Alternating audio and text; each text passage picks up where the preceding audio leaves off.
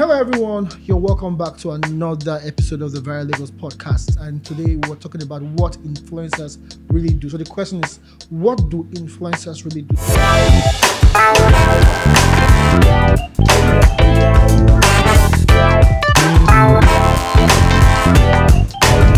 you want to know what influencers really do, I have Hero here. He's dying to let you be his hero, right? This is so corny. I wish I didn't wear this t-shirt because this is the merch I sold during my show. So it was supposed to be other people wear it, right? Yeah. Let me be your hero. Because if I wear it myself, they'd be like, okay, are you forcing us to be your Of course, hero? that's what you're doing. You're forcing us. So everyone, you have a hero, right? Hero is your hero. Right. Right. You're welcome on the show. Thanks, my G. Thanks, my G. Yeah. How So you doing? I'm okay. I'm okay. We can't complain. Sharp guy. Sharp guy. You're watching me. You can't come to my show and watch me. I will buff you. I'll clean you up. All right. So I've known Hero for so long. I think I met Hero in University of Benin. In CFI as well. Hero was a drama guy. That's what I remember. That's what I remember Hero for. Hero was a guy that always was on stage doing all the drama and all the stuff for the acting department of my scholarship back then, right? And it was very friendly as well. Then actually, I've seen him move his career from acting in school to getting very popular on Facebook, right? The Facebook days, yeah. To going on Linda Ikeji TV, moving on from there to doing his own thing, and now he hosts about 2 shows on TV, right? And he has a growing, a very strong community on Instagram and Facebook as well. So if anybody should tell you about what influencer marketing really does, right, in terms of the sense of the duty of an influencer, I think Hero is in the best position to do that, right? So Hero, I just gave them like a summary, but you tell us about yourself. I mean, everybody knows you, but just still tell us about yourself. I like that. Everybody knows you, but hey, it's all right. It's all good. My village people, I hope people are watching. You hear what I said. Everybody knows me. So for me, like, you don't know me. Everybody knows me. You don't hear it from me. You heard it from him. Everybody knows Hero. So to be honest, right, I've dabbled into a lot of things. I like to say that I started talking into empty tin cans as a kid. You did it now. When you bring tin milk, you open it up, you put like a rope. Yeah. And then you start talking and another person is listening, right? So I used to I used to mimic all the people I see on TV. Ladies and gentlemen, my name is blah, blah, blah, blah, blah. Wow. And then my sister is there at the other end, just listening. I just like, nice. Yeah, so but my first exposure to television was when I was 14 years old in my local station, Anambra Broadcasting Service. Shout out to Auntie Kene. She gave me my first platform. We're doing a program called Child's Parliament. So as kids, we'll discuss societal issues, governance, early marriage, and all of those serious stuff that adults would normally discuss. So it sort of exposed my mind into a lot of things at a very young age of 14. So I did Child's Parliament for about 2 years, and then I think I got into school. That's about that age, 14. Yeah. 14. I got into school 14, 15, 16. Wow, you got into uni 14? 16, yes. Got into uni at 16. Got to uni at 16? Yeah. So it's time I saw I knew you at uni when you were 16 years old. I was a smallie. Wow. I didn't have one strand of beard all through my stay in uni then. Wow. One strand of beard I didn't have. So when I got into school, I took a break from TV, radio, and all of that. I was just doing drama, like you said. And then after that, I carried my microbiology certificate and I gave my father. And I said, I made you proud. I'm going to take the micro and give you the biology. And ever since then, I've been using the microphone. My re-entry into television was Ebony Live TV. They were doing this Vox Pop. Yeah. And I walked up to the producer. I'm like, okay, I can't do this thing now. He said, are you sure? I said, yeah. I went for a screen test and I got the gig. Started presenting for Ebony Live TV. Then got into Lagos because I was bored of Calabar. You were in Calabar? Yeah. Oh, okay. Yeah, I was in Calabar during service. I was bored because I had interviewed every single person. And there was nobody left. There was nobody left. I interviewed the governor of the state. So who else? You had conquered the So I'm just like, they said Lagos. If you go there are plenty of people. The competition is high. I'm like, that's where I want to go to. That's where you should be. Got into Lagos. auditioned for TLC Africa. There was this international brand that was, conducting auditions. So I traveled to South Africa, did the whole thing, and worked with them for like 2 months, and then got back to Nigeria. I don't travel. I don't travel. You see as I talk, go back to Nigeria. You said IJGB. Got back to Nigeria, auditioned for Linda Ikeji, and I got the gig. And I was with Linda for about 3 years. Wow. And so before the pandemic hits, I quit my job at Linda Ikeji TV, and I'm like, okay, I want to start off my stuff. And I started my media company, Ito Media. And Ito Media, ITO. Right. And that's it. So basically, I'm a contractor. I'm a freelance guy. So if you have a show you want to hire me for, just hire me and pay me good money. How much are we talking about? Good money. Good money. Really good money. Okay. Yeah. All right. So I mean, that's quite interesting. So at what point, right? Do you think you really got it? You really got off as an influencer? I think everybody's an influencer to start with. If you're a voice anywhere, even down to your family, in your family, like there's somebody that you want to get dad or mom to do stuff, you can't talk to the person because you know that mom and dad listen to the person more, listens to the person more, right? So that's one thing I want to establish. Everybody's an influencer. So down to social media influencing. When brands now pay you money to do certain adverts for them and all of that. I think my first ad, the first money I got should be in 2020 when I was doing isolation games. Okay. So I got this this guy from America, Mentor America, Mr. Joseph Nantoma, right? So one of his companies sponsored the isolation game. Okay. And that was when I realized that I can actually make money off social media. Like before then, I've had a couple of, do you want to do this? Do you want to do that? But they were like, we'll pay you with products, or we'll pay you with, like, they were not offering good money. So 2020, I think that was the first time I really got like money, millions, just to influence for a brand. So it was at that point I realized that, this is profitable. Right. Yeah. So what does an influencer really do? So the reason why this question is funny because a lot of people, like, everybody now an influencer for television. I mean, that's for social media, right? So there are more influencers than there are people on Instagram, right? There are more influencers than people on TikTok. Like literally everybody on TikTok. Like that platform is so intimidating to me, right? Because everybody can dance on that platform. Yeah. And the way they dance is not like they just want to do. I mean, I hate that platform. I love TikTok. But why is that everybody on that platform can dance and dance very well?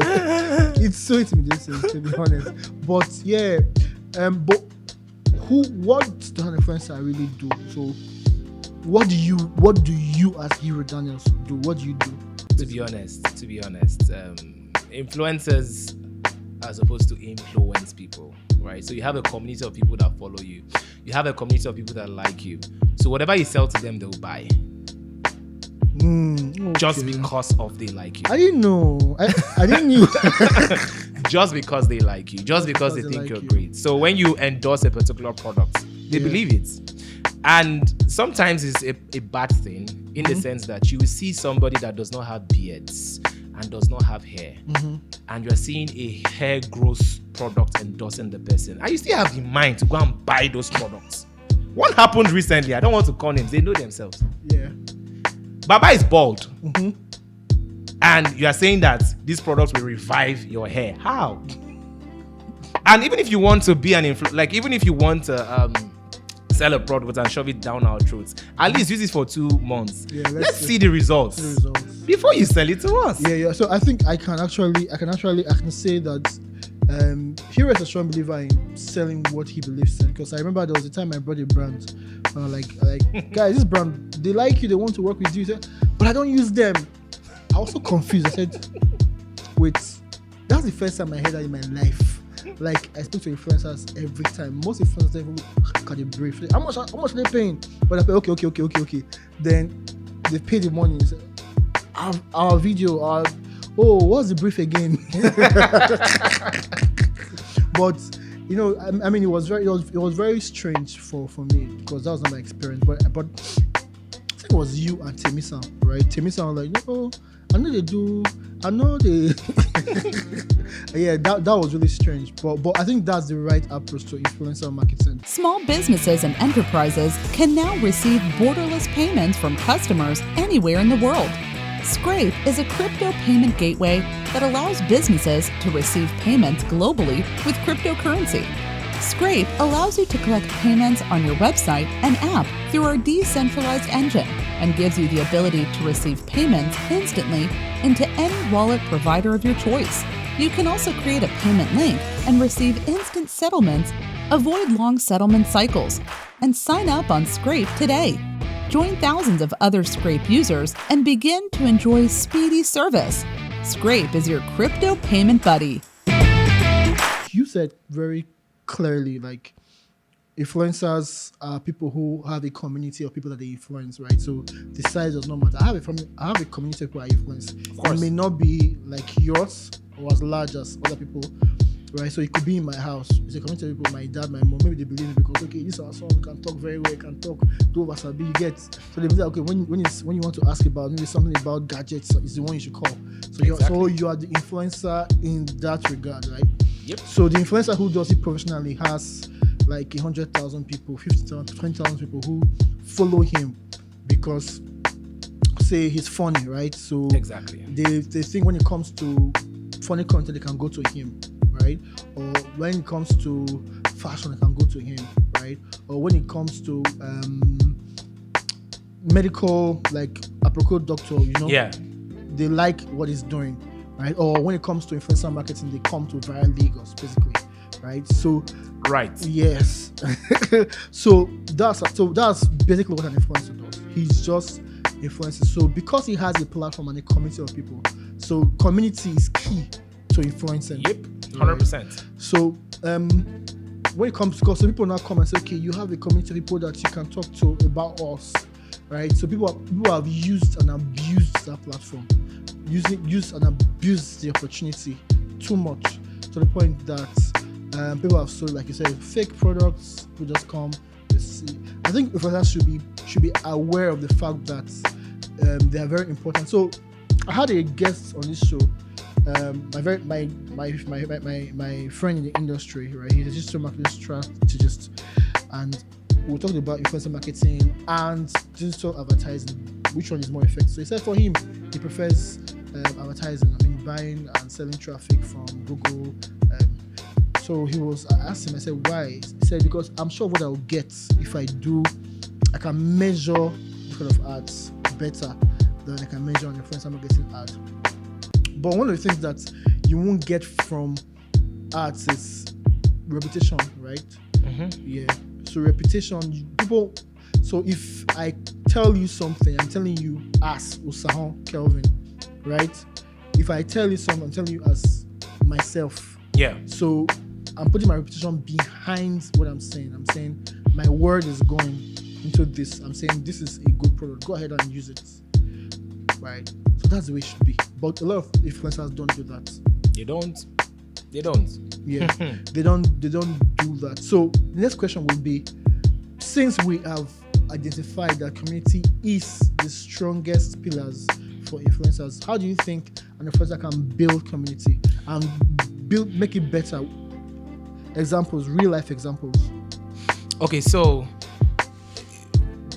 I think building a community starts from within. And the reason why I say it starts from within is, first of all, what are you comfortable with? What is your comfort zone when it comes to content? What are the things that resonates with you? What content would you create and you really like the content? You really love to watch the content. So using real life example, currently my community is a set of young people. Young 16, girls. 16 to give or take 35, right? On TikTok, I have people from 18 to 24. 50% of them are following me. And then from 25 to like 35, just about 17%. And then other ages have different numbers, right? Now, I was asking myself why this specific demography, and I realized it's because of the things that I am passionate about, because of the things I talk about. I talk about single people. Yeah. So if you're talking about single people from 25 to 40, 50, they're probably married or they're probably in some sort of serious relationship, and they might not consume your content as much, right? I built an entire set. I crowned myself president of the Federal Republic of Single People. And first it was like a joke, right? Yeah. I just felt like, oh, let me do this. I wanted to talk about stuff. Let me do this. I built a set, and in fact, it was the first. I didn't even build a set. I didn't even build a set first. I was in my car. The first video I made was in the car. Yeah. I went for a wedding. I was supposed to MC. Not I was supposed to. I was the MC. Yeah. But the couple, because I'm always on time. At 1 p.m., they had not come. Nobody had arrived at the venue. I'm like, for wedding or the wedding, the reception. The reception, okay. Like, what is all this now? Like, I don't get it. But things are changing, sir. Do you understand? I'm like, what's all this? Because me, I'm single. All the people in relationship, they're taking their time. So because I'm single, I don't understand. And I went into my car and I'm like, my fellow single people. Ranting on it. And I started ranting. And it went viral. And that's one thing. When one content goes viral, consolidate on it.